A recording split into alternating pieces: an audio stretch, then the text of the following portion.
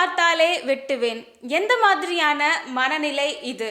திருத்தணியில வட மாநிலத்தை சார்ந்த ஒருத்தரை 4 இளைஞர்கள் ரீல்ஸுக்காக அவரை வெட்டியிருக்காங்க. இந்த மாதிரியான சம்பவங்கள் ஏற்படுவதற்கு காரணம் என்னன்னு நீங்க நினைக்கிறீங்கன்னு கமெண்ட்ல டைப் பண்ணுங்க.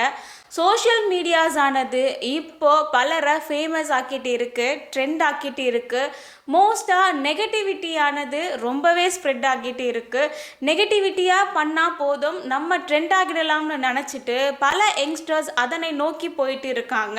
இந்த திருத்தணி இஷ்யூவில் என்ன நடந்ததுன்னு ஐஜி அஸ்ரா கர்க் விளக்கம் அளிச்சிருக்காரு. என்ன நடந்ததுன்னு இந்த வீடியோவில் டீட்டெயிலாக பார்த்து தெரிஞ்சுக்கலாம். இந்த மாதிரியான அப்டேட்ஸை பற்றி நீங்கள் தெரிஞ்சுக்கணும்னா சுகன்யாதி ஜேர்னலிஸ்ட் சேனலை சப்ஸ்கிரைப் பண்ணி வச்சுக்கோங்க. வணக்கம் அண்ட் வெல்கம் பேக் டு சுகன்யாதி ஜேர்னலிஸ்ட். திருத்தணியில வட மாநிலத்தை சேர்ந்த, அதாவது ஒடிசாவை சேர்ந்தவர்னு சொல்லியிருக்காங்க.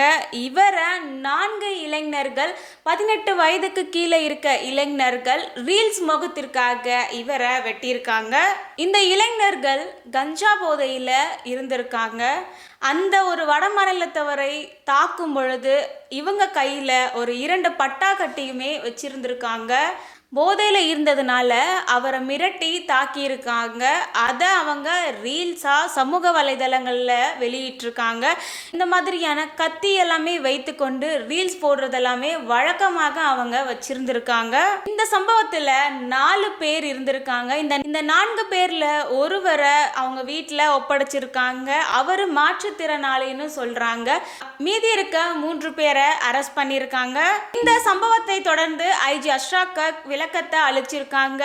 அந்த வடமாநில இளைஞர் இங்க வேலைக்காக வந்தவர் கிடையாது. கேஷுவலா அவர் ட்ரெயின்ல டிராவல் பண்ணியிருக்காரு. அரக்கோணம், திருத்தணி போன்ற பகுதிகளில் டிராவல் பண்ணும்போது ஒரு சம்பவமானது நடந்திருக்கு. இருந்த 4 இளைஞர்களை வட மாநிலத்தை சேர்ந்த சுராஜ் என்பவர் முறைக்கிறாருன்றத தவறாக கருதி அவர் மேல தாக்குதலை ஏற்படுத்தி இருக்காங்க. பாதிக்கப்பட்ட சுராஜை ரயில்வே காவல்துறையினர் மீட்டு மருத்துவமனையில் அனுமதிக்கப்பட்டு அவருக்கான ட்ரீட்மெண்ட்டை வழங்கிட்டு இருந்தாங்க. திருவள்ளுவர் அரசு மருத்துவமனையில் இருந்து சென்னை ராஜீவ்காந்தி அரசு மருத்துவமனைக்கு மாற்றம் பண்ணியிருந்தாங்க. அவருக்கு அளிக்கப்பட்ட சிகிச்சையின் மூலமாக இப்போ அவர் நலமாக இருக்காரு. மருத்துவமனையில் ஒரு கடிதம் ஒன்று எழுதி கொடுத்துட்டு சுராஜ் அவருடைய சொந்த ஊருக்கே திரும்பி இருக்காரு. போலீஸ் சைட்ல இருந்து இது அவருடைய முடிவு, அவங்கள கட்டாயப்படுத்தி இங்க சிகிச்சை கொடுக்க முடியாது, அவர் இப்போ நலமுடன் இருக்காரு, அவருடைய சொந்த ஊருக்கு போயிட்டாருன்னு தெரிவிச்சிருக்காங்க. அவருக்கு அரசு சார்பில் ஒரு சிகிச்சையும் பாதுகாப்பையும் வழங்கியிருக்காங்கன்னு சொல்லியிருக்காங்க. இந்த 4 சிறுவர்கள் கையில் 2 பட்டா கட்டிகள் அண்ட் 2 செல்போன்கள் இருந்திருக்கு. இதை போலீசார் பறிமுதல் பண்ணியிருக்காங்க. மீதி இருக்க 3 சிறுவர்களை சிறுவர் சீர்திருத்த பள்ளியில் அடைச்சிருக்காங்க. இன்னொருத்தர் நீதிமன்றத்தோட உத்தரவின்படி பெற்றோர்களிடம் ஒப்படைக்கப்பட்டிருக்காங்க. 4 சிறுவருக்கும் கொலை முயற்சியான 307 பிரிவின் கீழ் வழக்கு பதிவு செய்யப்பட்டிருக்கு. இந்த ஒரு சம்பவமானது வட மாநிலத்தவர்கள்ன்றதுக்காக தாக்கப்பட்டது கிடையாது. இது ஒரு ரீல்ஸ் முகத்திற்காக சோஷியல் மீடியாவில் ஃபேமஸ் ஆகணும், ட்ரெண்ட் ஆகணும்ன்றதுக்காக பண்ணப்பட்ட ஒரு செயல்னு போலீஸ் சைட்லேருந்து தெரிவிச்சிருக்காங்க. இந்த சம்பவத்தோடைய விசாரணையானது தொடர்ந்து நடந்துட்டு இருப்பதாகவும், வெளிமாநில தொழிலாளர்களின் பாதுகாப்புல தமிழக அரசு முழு உறுதியுடன் இருப்பதாகவும் அந்த அறிக்கையில வெளியிட்டிருக்காங்க. வந்தாரை வாழ வைக்கும் தமிழ்நாடு. நம்ம தமிழ்நாட்டில் இந்த மாதிரியான சம்பவங்கள் நடந்திருக்கு.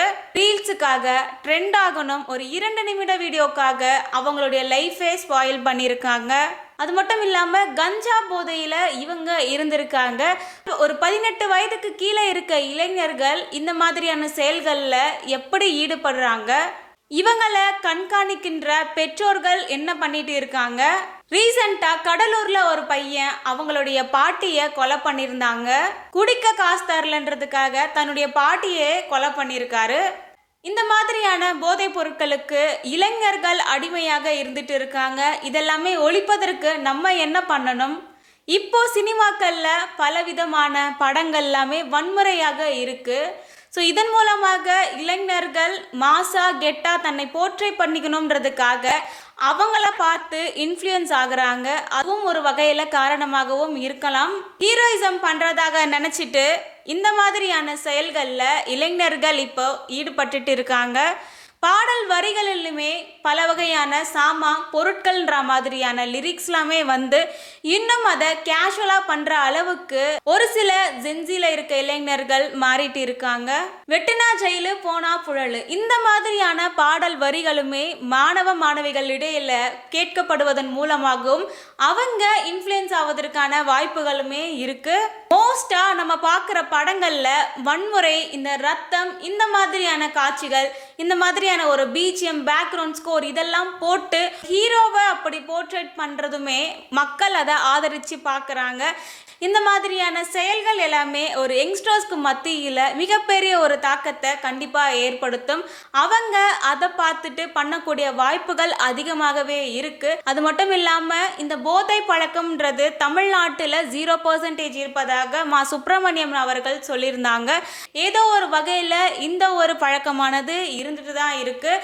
இதை பற்றி நீங்கள் என்ன நினைக்கிறீங்கன்னு கமெண்ட்டில் டைப் பண்ணுங்கள்.